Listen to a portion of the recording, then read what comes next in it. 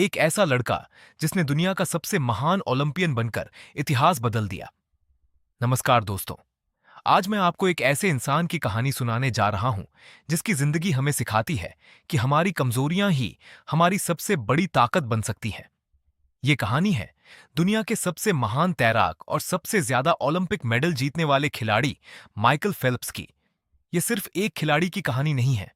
ये संघर्ष, अनुशासन, मेहनत, असफलता और कभी हार न मानने की कहानी है। बचपन की चुनौतियां। माइकल फेल्प्स का जन्म 30 जून 1985 को बॉल्टिमोर में हुआ था। जब माइकल छोटे थे, तब उनके माता पिता का तलाक हो गया।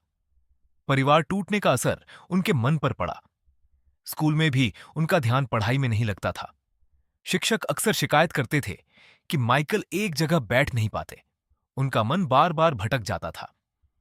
कुछ समय बाद डॉक्टरों ने बताया कि माइकल को ADHD यानी attention deficit hyper activity disorder है। इस बीमारी के कारण उन्हें ध्यान केंद्रित करने में कठिनाई होती थी।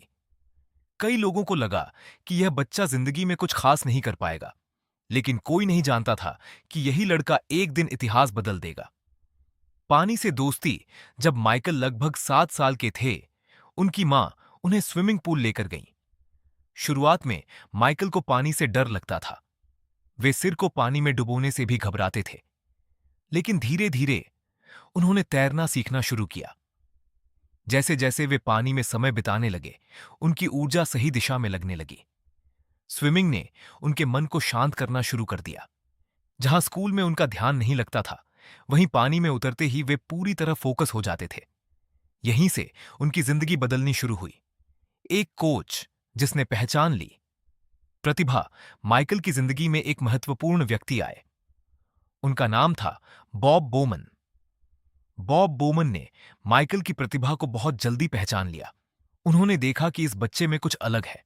उसकी मेहनत करने की क्षमता सामान्य बच्चों से कहीं ज्यादा थी। कोच ने माइकल को सिर्फ तैरना नहीं सिखाया, उन्होंने उन्हें अनुशासन, धैर्य और लक्ष्य पर केंद्रित रहना भी सिखाया। बॉब बोमन अक्सर कहते थे, माइकल में वह क्षमता है जो दुनिया में बहुत कम लोगों के पास होती है।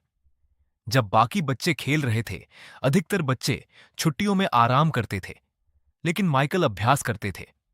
वे साल के 365 दिन ट्रेनिंग करते थे। न कोई छुट्टी, न कोई बहाना, न कोई आराम। हर सुबह सूरज निकलने से पहले उठना, कई किलोमीटर तैरना, फिर स्कूल जाना, फिर वापस आकर अभ्यास करना। यह उनकी दिनचर्या बन चुकी थी। धीरे धीरे उनका शरीर और मानसिक शक्ति दोनों असाधारण बनते गए। 15 साल की उम्र में ओलंपिक साल 2000 में जब माइकल सिर्फ 15 साल के थे, तब उन्होंने सिडनी 2000 ओलंपिक गेम्स के लिए क्वालिफाई कर लिया। ये किसी सपने जैसा था। दुनिया के सर्वश्रेष्ठ खिलाड़ियों के बीच एक किशोर लड़का। हालांकि वे कोई मेडल नहीं जीत पाए, लेकिन इस अनुभव ने उनके अंदर एक नई आग जला दी। उन्होंने तय कर लिया कि अगली बार वे सिर्फ हिस्सा नहीं लेंगे, वे जीतने आएंगे। पहली बड़ी सफलता साल 2001 में माइकल ने अपना पहला विश्व रिकॉर्ड बनाया, सिर्फ 15 साल की उम्र में। अब पूरी दुनिया उनका नाम जानने लगी। लोग समझने लगे कि यह कोई साधारण खिलाड़ी नहीं है, यह आने वाले समय का सुपरस्टार है। एथेंस ओलंपिक 2004 साल 2004 आया। स्थान था एथेंस 2004 ओलंपिक गेम्स। माइकल अब 19 साल के हो चुके थे। उन्होंने इस ओलंपिक में अद्भुत प्रदर्शन किया। उन्होंने 6 स्वर्ण पदक और 2 कांस्य पदक जीते। पूरी दुनिया हैरान रह गई। एक युवा खिलाड़ी ने इतिहास रच दिया। लेकिन माइकल संतुष्ट नहीं थे। उनकी मंजिल अभी बहुत दूर थी। दुनिया का सबसे बड़ा सपना। एथेंस के बाद माइकल और उनके कोच ने एक बड़ा लक्ष्य बनाया। वे चाहते थे कि माइकल वह कर दिखाएं जो पहले कभी किसी ने नहीं किया। उनका लक्ष्य था एक ही ओलंपिक में सबसे ज्यादा स्वर्ण पदक जीतना। इसके लिए उन्हें अपनी सीमाओं से भी आगे जाना था। बीजिंग 2008। इतिहास का निर्माण साल 2008। स्थान था बीजिंग 2008 ओलंपिक गेम्स। यह वही ओलंपिक था जिसने माइकल फेल्प्स को अमर बना दिया। उन्होंने 8 स्वर्ण पदक जीते। जी हां, पूरे 8 गोल्ड मेडल एक ही ओलंपिक में। इससे पहले किसी खिलाड़ी ने ऐसा नहीं किया था। उन्होंने कई विश्व रिकॉर्ड भी तोड़े। दुनिया स्तब्ध थी। समाचार चैनल, अखबार और खेल विशेषज्ञ सभी उनके बारे में बात कर रहे थे। एक समय जिस बच्चे को एडीएचडी के कारण कमजोर माना जाता था, वह अब दुनिया का सबसे बड़ा ओलंपिक स्टार बन चुका था। सफलता का दबाव। लेकिन सफलता हमेशा आसान नहीं होती। जब आप दुनिया के नंबर 1 बन जाते हैं, तब दबाव भी बढ़ जाता है। हर कोई आपसे जीत की उम्मीद करता है। हर कोई चाहता है कि आप हमेशा सर्वश्रेष्ठ रहें। माइकल भी इस दबाव से गुजर रहे थे। बाहर से वे मजबूत दिखते थे, लेकिन अंदर कई संघर्ष चल रहे थे। लंदन ओलंपिक 2012 साल 2012 में लंदन 2012 ओलंपिक गेम्स में माइकल ने फिर शानदार प्रदर्शन किया। उन्होंने कई स्वर्ण और रजत पदक जीते। अब वे इतिहास के सबसे सफल ओलंपियन बन चुके थे।